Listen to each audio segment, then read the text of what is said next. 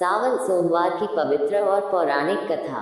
श्रावण सोमवार की कथा के अनुसार अमरपुर नगर में एक धनी व्यापारी रहता था। दूर दूर तक उसका व्यापार फैला हुआ था। नगर में उस व्यापारी का सभी लोग मान सम्मान करते थे। इतना सब कुछ होने पर भी वह व्यापारी अंतर्मन से बहुत दुखी था, क्योंकि उस व्यापारी का कोई पुत्र नहीं था। दिन रात उसे एक ही चिंता सताती रहती थी। उसकी मृत्यु के बाद उसके इतने बड़े व्यापार और धन संपत्ति को कौन संभालेगा। पुत्र पाने की इच्छा से वह व्यापारी प्रति सोमवार भगवान शिव की व्रत पूजा किया करता था। सायंकाल को व्यापारी शिव मंदिर में जाकर भगवान शिव के सामने घी का दीपक जलाया करता था। उस व्यापारी की भक्ति देखकर एक दिन पार्वती जी ने भगवान शिव से कहा, हे प्राणनाथ, ये व्यापारी आपका सच्चा भक्त है। कितने दिनों से यह सोमवार का व्रत और पूजा नियमित कर रहा है। भगवान, आप इस व्यापारी की मनोकामना अवश्य पूर्ण करें। भगवान शिव ने मुस्कुराते हुए कहा, हे पार्वती, इस संसार में सबको उसके कर्म के अनुसार फल की प्राप्ति होती है। प्राणी जैसा कर्म करते हैं, उन्हें वैसा ही फल प्राप्त होता है। इसके बावजूद पार्वती जी नहीं मानी। उन्होंने आग्रह करते हुए कहा, नहीं प्राणनाथ, आपको इस व्यापारी की इच्छा पूरी करनी ही पड़ेगी। यह आपका अनन्य भक्त है। प्रति सोमवार आपका विधिवत व्रत रखता है और पूजा अर्चना के बाद आपको भोग लगाकर एक समय भोजन ग्रहण करता है। आपको इसे पुत्र प्राप्ति का वरदान देना ही होगा। पार्वती जी का इतना आग्रह देखकर भगवान शिव ने कहा, तुम्हारे आग्रह पर मैं इस व्यापारी को पुत्र प्राप्ति का वरदान देता हूँ, लेकिन इसका पुत्र 16 वर्ष से अधिक जीवित नहीं रहेगा। उसी रात भगवान शिव ने स्वप्न में उस व्यापारी को दर्शन देकर उसे पुत्र प्राप्ति का वरदान दिया और उसके पुत्र के 16 वर्ष तक जीवित रहने की बात भी बताई। भगवान के वरदान से व्यापारी को खुशी तो हुई, लेकिन पुत्र की अल्पायु की चिंता ने उस खुशी को नष्ट कर दिया।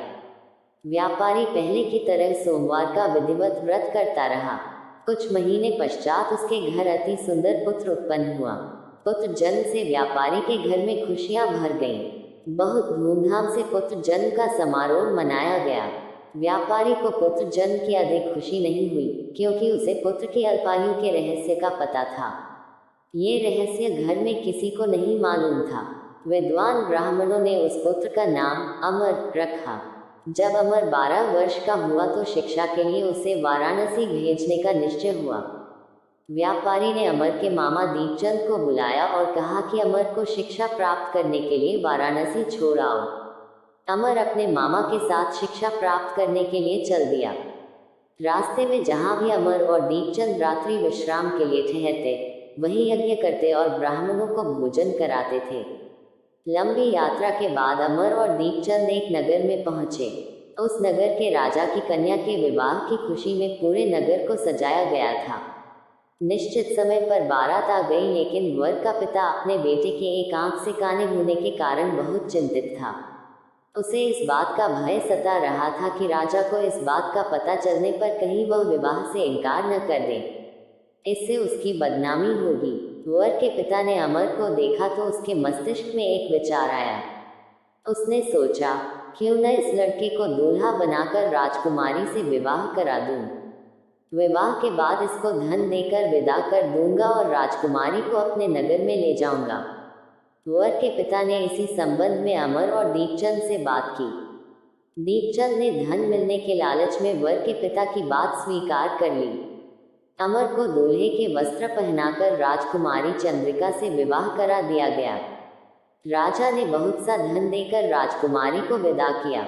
अमर जब लौट रहा था तो सच नहीं छिपा सका और उसने राजकुमारी की ओढ़नी पर लिख दिया, राजकुमारी चंद्रिका, तुम्हारा विवाह तो मेरे साथ हुआ था। मैं तो वाराणसी में शिक्षा प्राप्त करने जा रहा हूँ। अब तुम्हें जिस नवयुवक की पत्नी बनना पड़ेगा, वह कान्हा है। जब राजकुमारी ने अपनी ओढ़नी पर लिखा हुआ पढ़ा तो उसने काने लड़के के साथ जाने से इनकार कर दिया। राजा ने सब बातें जानकर राजकुमारी को महल में रख लिया। उधर अमर अपने मामा दीपचंद के साथ वाराणसी पहुंच गया। अमर ने गुरुकुल में पढ़ना शुरू कर दिया। जब अमर की आयु 16 वर्ष पूरी हुई तो उसने एक यज्ञ किया। यज्ञ की समाप्ति पर ब्राह्मणों को भोजन कराया और खूब अन्न वस्त्र दान किए। रात को अमर अपने शयन कक्ष में सो गया। शिव के वरदान के अनुसार शयनावस्था में ही अमर के प्राण पखेरु उड़ गए। सूर्योदय पर मामा अमर को मृत देखकर रोने पीटने लगा। आसपास के लोग भी एकत्र होकर दैख प्रकट करने लगे। मामा के रोने विलाप करने के स्वर समीप से गुजरते हुए भगवान शिव और माता पार्वती ने भी सुने।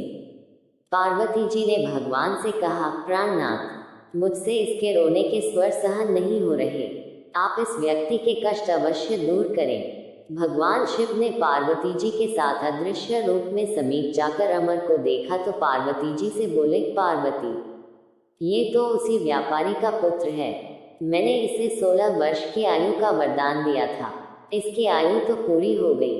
पार्वती जी ने फिर भगवान शिव से निवेदन किया, हे प्राणनाथ, आप इस लड़के को जीवित करें, नहीं तो इसके माता पिता पुत्र की मृत्यु के कारण रो रो कर अपने प्राणों का त्याग कर देंगे।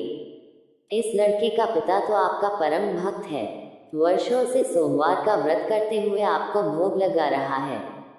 पार्वती जी के आग्रह करने पर भगवान शिव ने उस लड़के को जीवित होने का वरदान दिया और कुछ ही पल में वह जीवित होकर उठ बैठा। शिक्षा समाप्त करके अमर मामा के साथ अपने नगर की ओर चल दिया। दोनों चलते हुए उसी नगर में पहुंचे जहां अमर का विवाह हुआ था। उस नगर में भी अमर ने यज्ञ का आयोजन किया। समीप से गुजरते हुए नगर के राजा ने यज्ञ का आयोजन देखा। राजा ने अमर को तुरंत पहचान लिया। यज्ञ समाप्त होने पर राजा अमर और उसके मामा को महल में ले गया और कुछ दिन उन्हें महल में रखकर बहुत सा धन वस्त्र देकर राजकुमारी के साथ विदा किया। रास्ते में सुरक्षा के लिए राजा ने बहुत से सैनिकों को भी साथ भेजा। दीपचंद ने नगर में पहुंचते ही एक दूत को घर भेजकर अपने आगमन की सूचना भेजी। अपने बेटे अमर के जीवित वापस लौटने की सूचना से व्यापारी बहुत प्रसन्न हुआ। व्यापारी ने अपनी पत्नी के साथ स्वयं को एक कमरे में बंद कर रखा था। भूखे प्यासे रहकर व्यापारी और उसकी पत्नी बेटे की प्रतीक्षा कर रहे थे। उन्होंने प्रतिज्ञा कर रखी थी कि यदि उन्हें अपने बेटे की मृत्यु का समाचार मिला तो दोनों अपने प्राण त्याग देंगे। व्यापारी अपनी पत्नी और मित्रों के साथ नगर के द्वार पर पहुंचा। अपने बेटे के विवाह का समाचार सुनकर पुत्रवधू राजकुमारी चंद्रिका को देखकर उसकी खुशी का ठिकाना न रहा। उसी रात भगवान शिव ने व्यापारी के स्वप्न में आकर कहा, हे श्रेष्ठी, मैंने तेरे सोमवार के व्रत करने और व्रत कथा सुनने से प्रसन्न होकर तेरे पुत्र को लंबी आयु प्रदान की है। व्यापारी बहुत प्रसन्न हुआ। सोमवार का व्रत करने से व्यापारी के घर में खुशियां लौट आईं। शास्त्रों में लिखा है कि जो स्त्री पुरुष सावन के सोमवार का विधिवत व्रत करते और व्रत कथा सुनते हैं उनकी सभी इच्छाएं पूरी होती हैं। ऐसे ही और वीडियो के लिए हमारे चैनल को सब्सक्राइब करें। आपका धन्यवाद।